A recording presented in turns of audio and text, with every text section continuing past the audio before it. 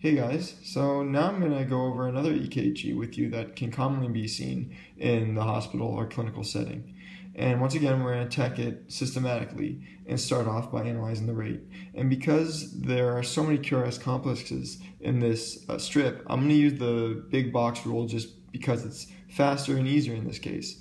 So once again, I like to find a QRS where it lines up to one of the vertical lines. And we're going to count the big boxes in between two QRS complexes. So we have 1, 2, 3 big boxes. So that corresponds to 300, 150, 100 BPM. So the heart rate's going to be 100 in this case. Next, we're going to analyze the rhythm. And to do that, we're going to look at the P waves. So first, we'll look at lead 2 here. And it might be hard for you to see, but they're P wave, P wave, P wave.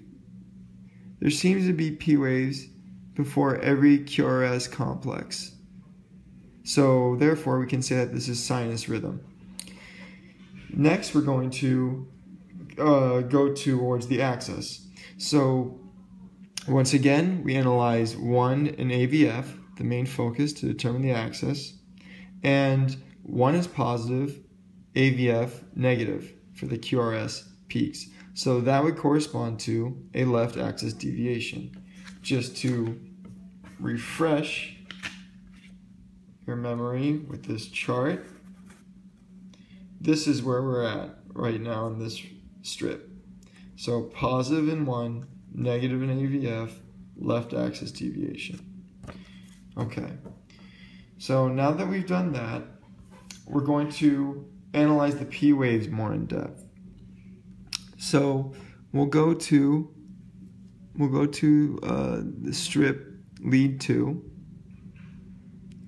and the P waves seem to be of normal amplitude and normal width. Therefore, P mitrale or P pulmonale is not present in this case. And after doing that, we'll look at the QRS complexes, see if there's any widened QRS complexes, abnormalities, Q waves, things like that. And I do not note any, maybe a slight Q wave in AVL. But other than that, no Q waves present, really indicative of an old MI. And the QRS complexes are within normal limits regarding their width. Therefore, we can rule out right or left bundle branch block. Then we can look at the T waves. So we'll look at here, T wave there.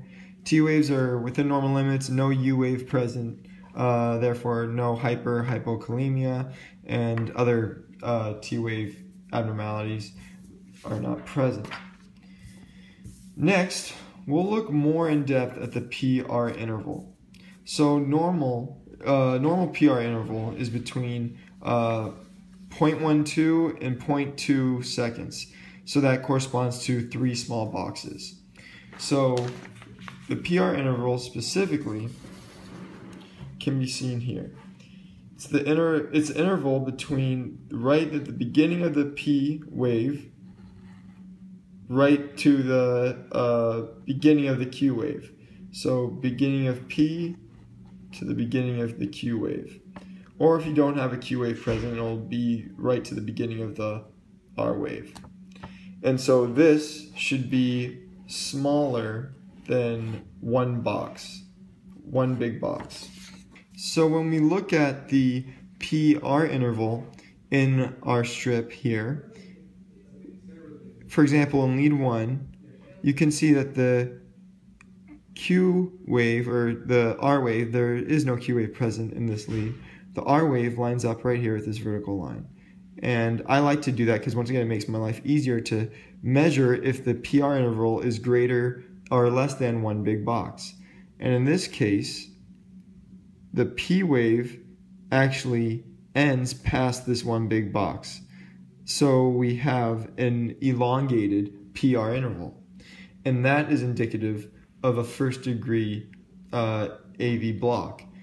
Being that the PR interval is elongated and it stays the same with all following peaks, all following rhythms. So here you can see that, and actually with all the leads you can see that. Even in 2 lead, you can see here P wave right there, and then you have the PR interval elongated. It's more than one big box, and that continues all along with no drop beats.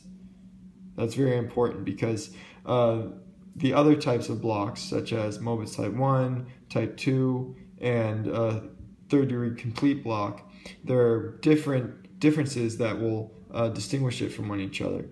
And the fact that there is a consistent, long, elongated PR with no drop beats, that's a sign of a first degree AV block. So next we can look at the QRS complexes more in depth. We've already looked at their wide or narrow, but now we'll look at just the amplitude and if there are any other abnormalities. So you can kind of tell when you're looking at it broadly that the QRS waves seem to be a little bit more intense or higher amplitude, if you will. In 1, 3 AVL, V1, V2, 3, they just look a little bit more of a higher amplitude.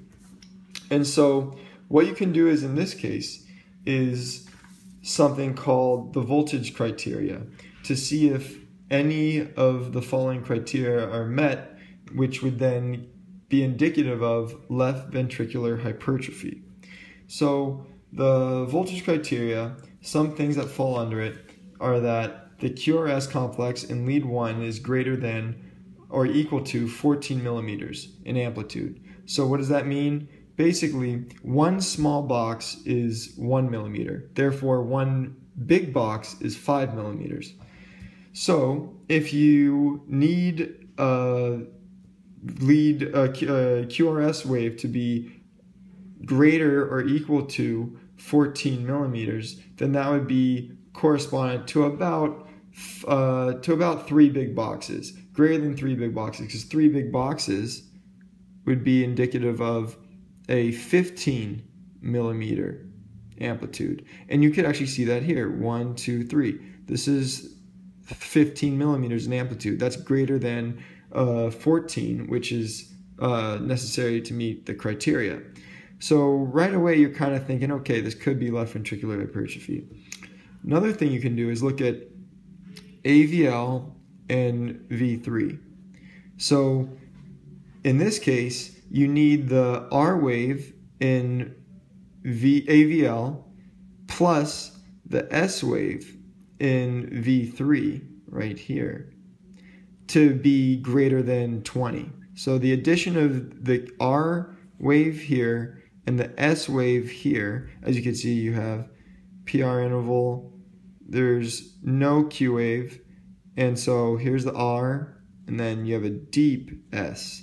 So here's S, and once again, it's 1 big box, 2 big box, so that's 2 times 5, that's 10 millimeters, plus 1, 2, 3. Once again, you have about 15 millimeters here. So 15 plus 10, that's going to be 25. So AVL plus V3, the R in AVL, the S in V3 is greater than 20. So once again, that meets the voltage criteria.